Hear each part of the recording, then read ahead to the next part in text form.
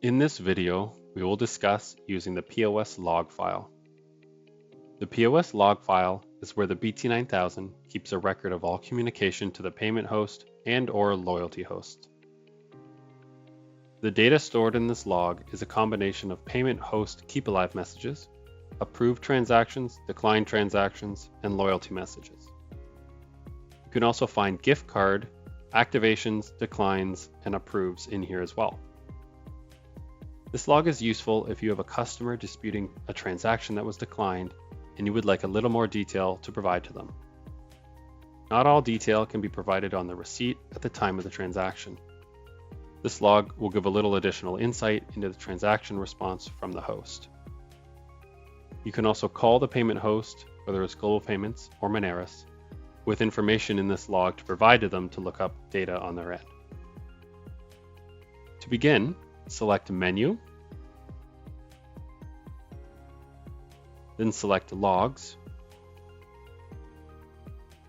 and then POS Log File. Enter your manager password.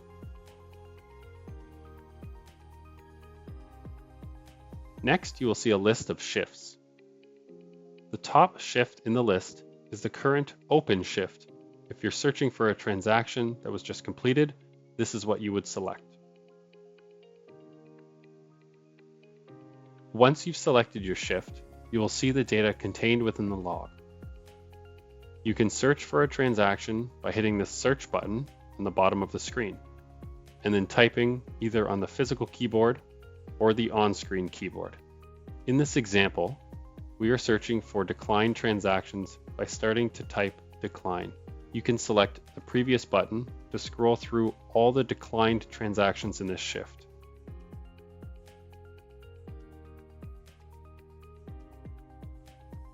You can also search for insufficient funds by typing what's shown now. The easiest way to search, if you have it, is by the last 4 digits of the card.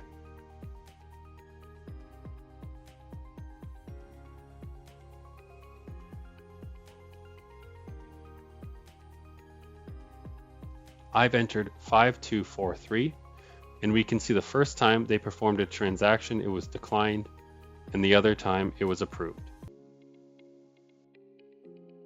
You can select Clear Search to clear what you are searching.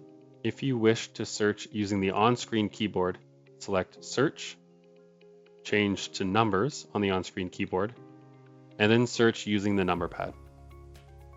This will work with numbers or alphanumeric letters. Additionally, you can scroll up and down on the screen by touching and holding the blank section of the screen, moving your finger up and down like you would scroll on a website on a tablet. When you're done, select Exit until you're back at the home screen.